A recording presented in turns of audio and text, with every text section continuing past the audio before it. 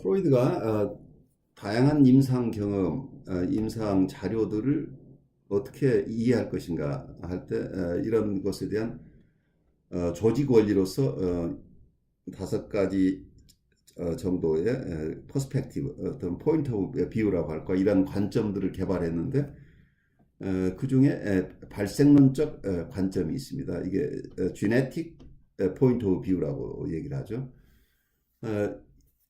이러한 발생론적 관점을 프로이드가 개발했는데 이 발생론적 관점에 대해서 코웃은 프로이드하고 다른 얘기들을 그 내용으로 담고 있죠. 어떤 현재 정신 상황이나 어떤 현재 느끼는 정서나 우리가 사람들과의 관계에서 일어나는 일들이 지금 당장 현재에서만 일어나는 게 아니고 과거에 뿌리가 있다고 하는 게 보통 정신분석에서 우리가 발생론적 관점이죠. 그래서 어떤 정신분석학을 정신분석학으로 만들어내는데 가장 본질적으로 중요한 관점 중에 하나가 발생론적 관점이죠. 왜냐하면 여기 인과론이 숨겨져 있기 때문에요. 인과관계가 없다고 한다면 정신분석 자체가 어떤 과학적인 것이 될 수 없다고 보는 부분입니다. 인과관계가 있다는 것은 지금의 어떤 현상은 과거의 현상과 연결되어 있다. 그런 점에서 이게 발생론적이죠. 그렇다고 한다면 이 발생론인데 그 발생론의 내용이 이제 중심이 되겠죠. 보통 정신분석에서 우리가 다루는 것은 개인의 삶 속에 일어나는 어떤 행동이나 어떤 행동 유형, 행동 패턴, 이런 것들은 그 원인이 어디에서 오는 것인지를 보통 우리가 추론하고, 그리고 우리가 직접 만나는 어떤 독특한 어떤 심리의 형태나 내용이 어떤 역사적인 상황 안에서 이렇게 발달되어 왔는지, 이렇게 전개되어 왔는지를 규명하는 게 굉장히 중요해지겠죠. 그런데 프로이드는 역동을 정신기구 안에 존재하는 동기의 유일한 원천으로 인식했다고 보고 있어요. 그래서 이게 역동이론이죠. 우리가 보통 드라이브 티어리 또는 인스팅트 티어리라고 하는 게 이거죠. 본능이론 혹은 역동이론이라고 하는. 그래서 우리 심리 내적인 것, 우리는 역동에 근거한다고 하는 것은 어떤 우리의 생물학적인 기원을 가지고 있죠. 우리의 바디로부터 발생한다 거죠.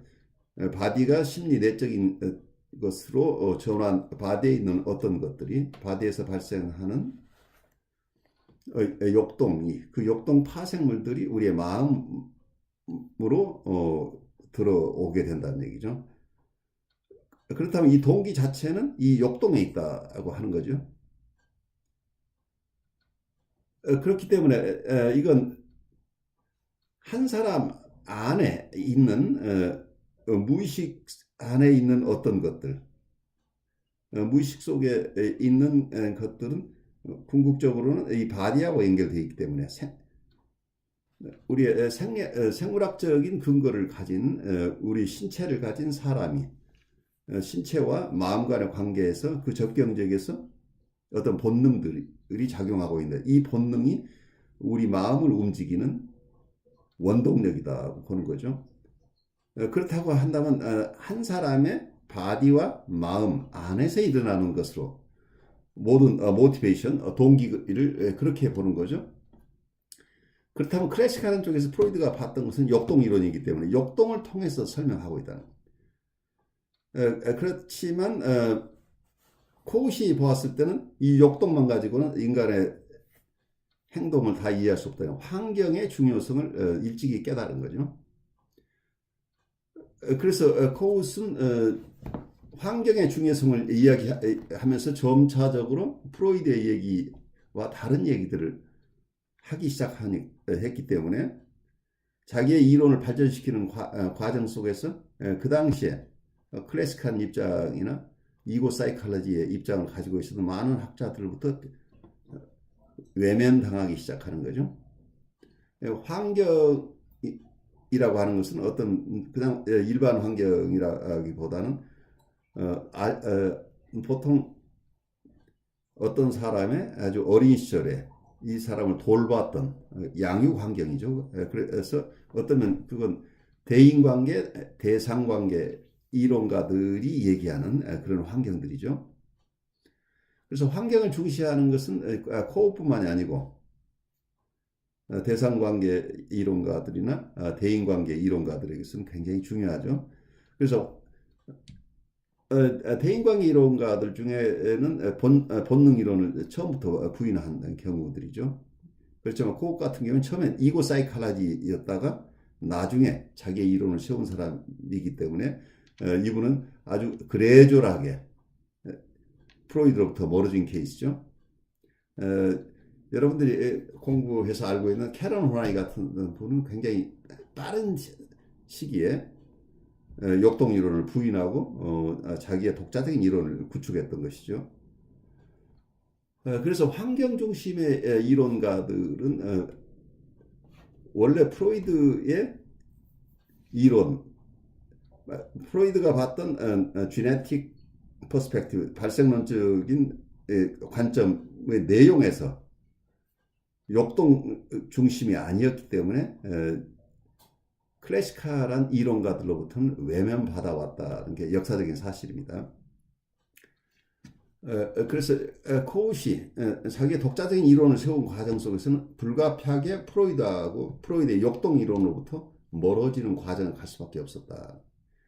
그 과정들을 앞으로 공부하면서 어떤 과정을 거쳐서 프로이드하고 다른 견해들을 공개적으로 이분이 취할 수 있었는가를 보는 것은 굉장히 우리에게 도움이 될 것이고 또 대상관계 이론이나 대인관계 이론과 그리고 현대의 어떤 릴레이셔널한 티어리나 인터서브젝트 티어리들과도 굉장히 밀접한 관련들이 있는데 이 관련들을 어떻게 이해할 것인가를 앞으로 공부해 나가는 게 중요합니다.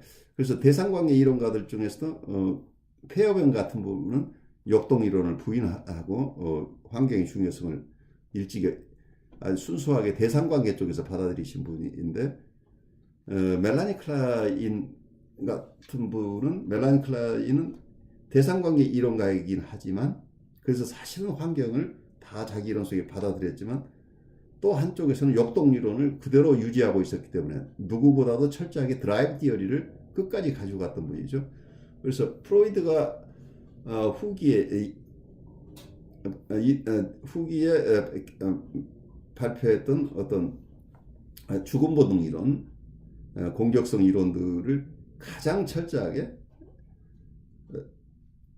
더욱 발전시켰던 게 멜라니 클라인이죠. 그래서 대상관계 이론가인데도 이분은 역동 이론과 그리고 또 환경 이 두 가지를 같이 보았던 것. 이런 라인을 견지하고 있습니다. 그래서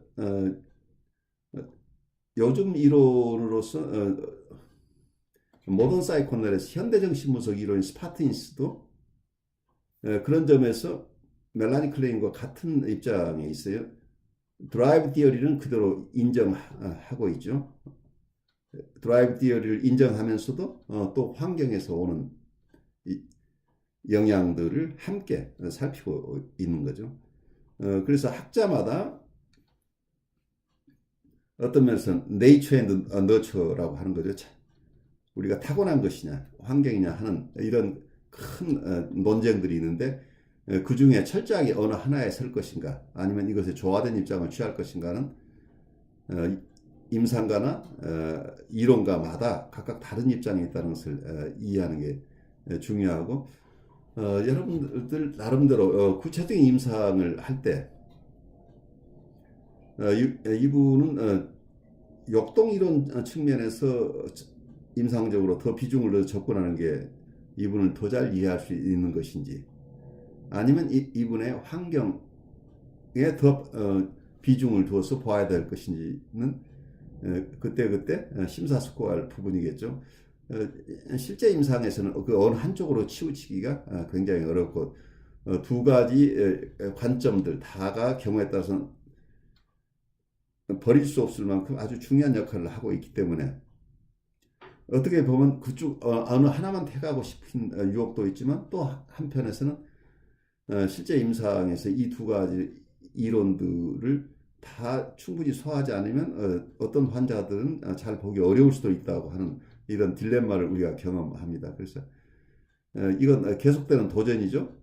이론가들도 도전받고 있고 그리고 임상가들도 계속해서 이러한 네이처 앤드 너처라고 하는 이 두 가지 쪽에 어느 쪽에 좀 더 비중을 두어서 우리의 내담자를 이해할 것인가를 계속 고민하면서 내담자를 돌보는 길을 간다고 이렇게 우리가 함께 이해하면 좋겠습니다.